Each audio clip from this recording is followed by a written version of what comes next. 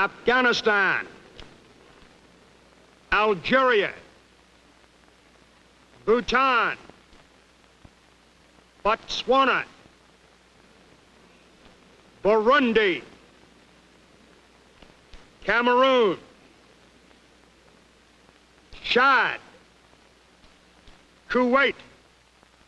The 135 members of the United Nations reflect the growing power of the non-aligned nations of the Third World. Swaziland,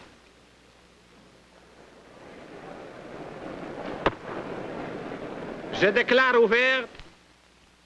I declare open the 28th regular session of the General Assembly.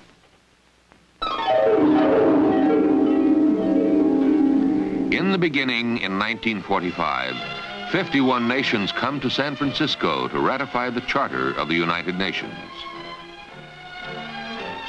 China, first victim of Axis aggression in World War II, is symbolically the first to sign. Andrei Gromyko follows for the Soviet Union. Large nations and small are represented in San Francisco, and there is the hope expressed by America's Secretary of State, Edward Stettinius, that mankind is entering a new era of global understanding.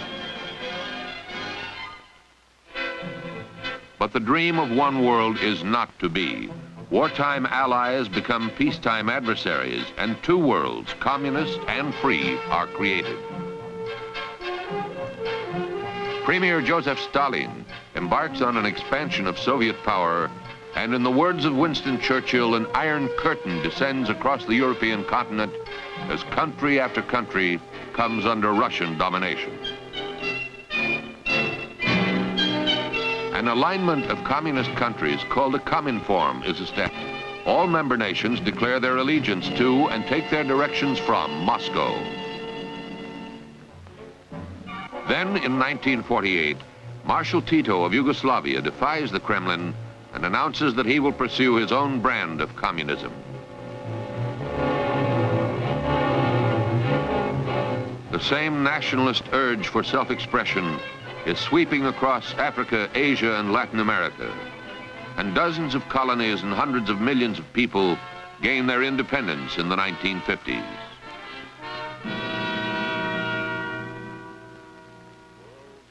Addressing a joint session of Congress, General MacArthur summarizes the philosophy of the emerging nations. What the people strive for is the opportunity for a little more food in their stomachs, a little better clothing on their backs, a little firmer roof over their heads, and the realization of the normal nationalist urge for political freedom. In 1961, Marshal Tito invites 25 heads of state to Belgrade for a summit conference of non-aligned nations. The meeting is significant because a neutralist third world is established and takes its place beside the free and communist worlds.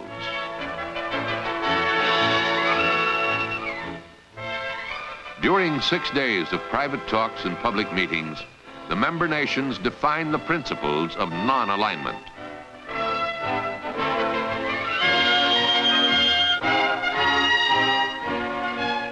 A cornerstone of that policy is a call for the elimination of military blocs and foreign military bases, the evacuation of foreign troops, and the liberation of all peoples under colonial or imperialist rule.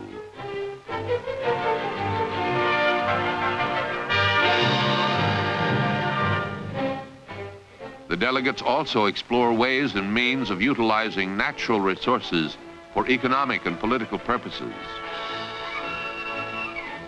The talks are tentative and inconclusive, but they will lay the foundation for cooperation among non-aligned nations that one day will directly affect the industrial countries of the world.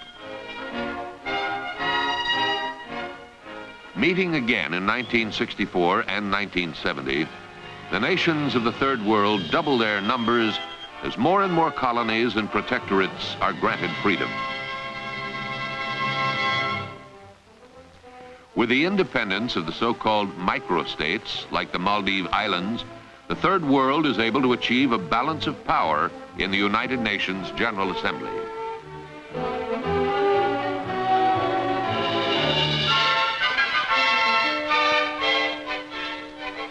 100 miles southwest of Ceylon, the islands have a population of 100,000, and yet their vote is equal to any other in the General Assembly. Non-aligned nations and microstates, representing some 10% of the world's population, control the two-thirds vote necessary to finance all UN programs. Meanwhile, the United States, Great Britain, the Soviet Union, China, Japan, and France, with one vote each in the General Assembly, must pay two-thirds of all UN expenses. It is, in a sense, international taxation without effective representation. But it is natural resources and raw material that makes the Third World a force to be reckoned with in our industrial society. Where development of national resources was once left in foreign hands, the non-aligned nations are now taking a more direct interest in operations and profits.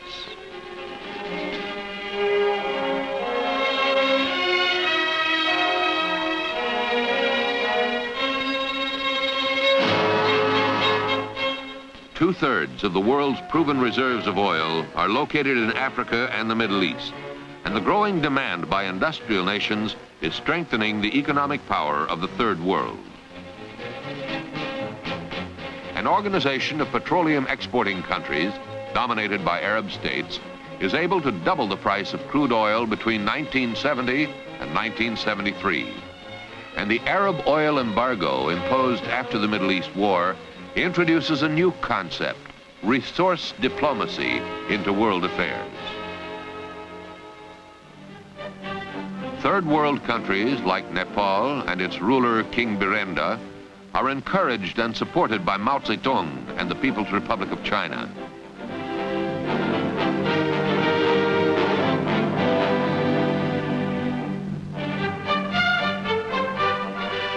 The 80-year-old leader is eager to exploit differences between non-aligned nations and both the United States and the Soviet Union. The developing détente between Washington and Moscow is a source of concern for Communist China, and so Peking cements its relations with the Third World. In September 1973, the fourth summit conference of non-aligned nations is held in Algiers.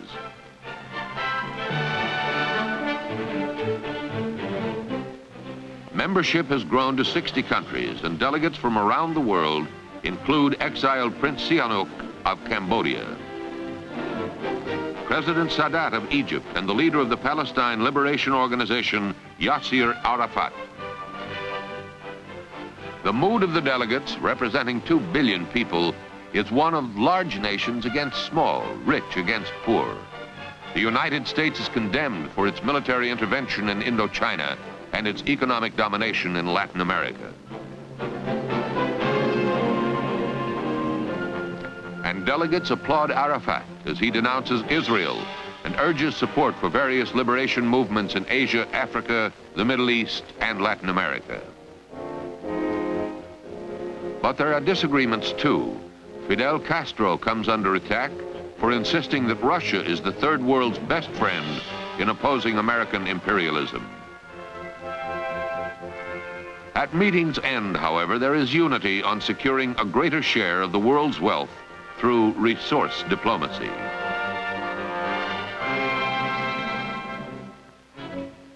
The United States, for example, imports more than 90% of such important industrial materials as asbestos, bauxite, chrome, cobalt, platinum, and natural rubber.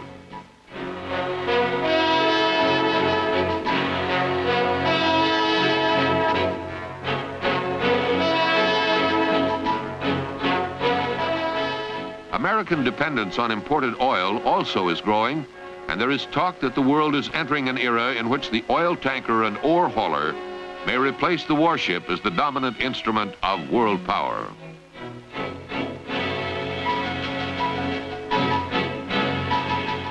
Where once there was a shortage of demand, now there is a shortage of supply, as détente and prosperity strengthen the purchasing power of the developing countries.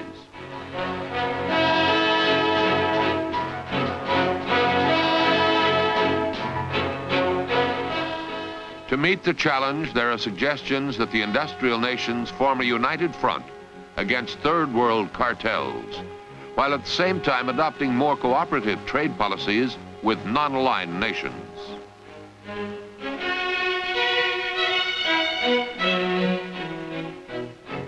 Whether industrial or agricultural, man's needs are growing at a rate that can best be met by mutual cooperation among the nations of the free, communist, and third worlds.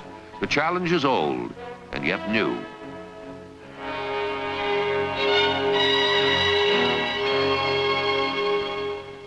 Addressing the 28th session of the United Nations General Assembly, President Leopoldo Benitez of Ecuador spells out mankind's opportunity.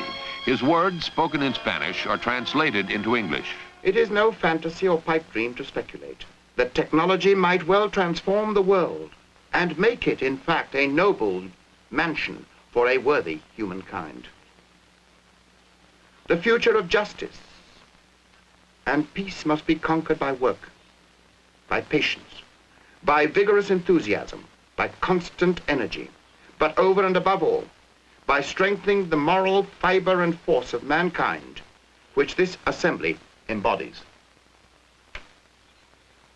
Distinguished representatives, I invite you now to begin our work. Bahrain, Equatorial Guinea, Gambia. Failure or success rests in growing measure in the hands of the nations of the third world. Saudi Arabia, Singapore, United Republic of Tanzania, Trinidad and Tobago.